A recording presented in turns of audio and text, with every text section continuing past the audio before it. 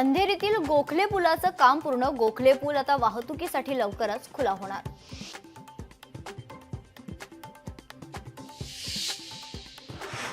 छत्तीसगडमध्ये सलग 5व्या दिवशी चकमक सुरूच. भूसुरुंग स्फोटात एक जवान जखमी. नक्षल नेता हिडमा सुरक्षा दलाच्या निशाण्यावर.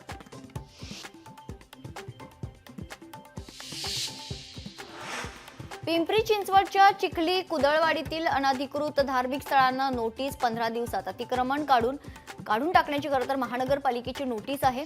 यामध्ये 18 मस्जिद आणि 13 मंदिरांचा समावेश.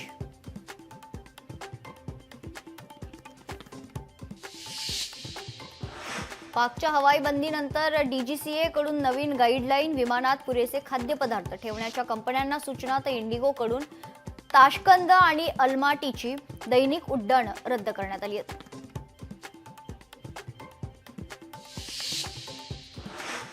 नागपूरमध्ये एसटीच्या ताफ्यात नवीन 20 डिझेल बसची भर. सध्या लग्न सराईमुळे प्रवाशांच्या संख्येत वाढ. त्यामुळे एसटीच्या तिजोरीत चांगली भर पडण्याची शक्यता.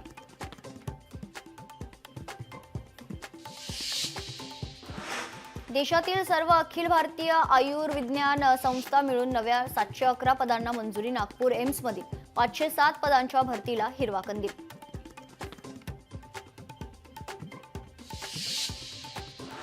पिंपरी चिंचवडच्या बाजारात फळभाज्यांची आवक कमी तर भाज्यांचे भाव कडाडलेले आहेत. मेथी कोथिंबीरलाही चांगला भाव.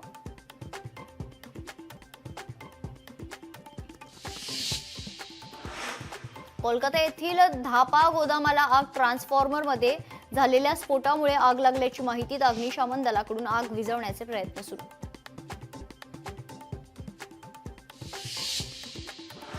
बीडच्या माजलगावमध्ये आणखी एका पतसंस्थेत घोटाळा. 15 कोटींच्या अपहार प्रकरणी अध्यक्ष आणि लेखा परीक्षकासह 24 जणांवर गुन्हा दाखल.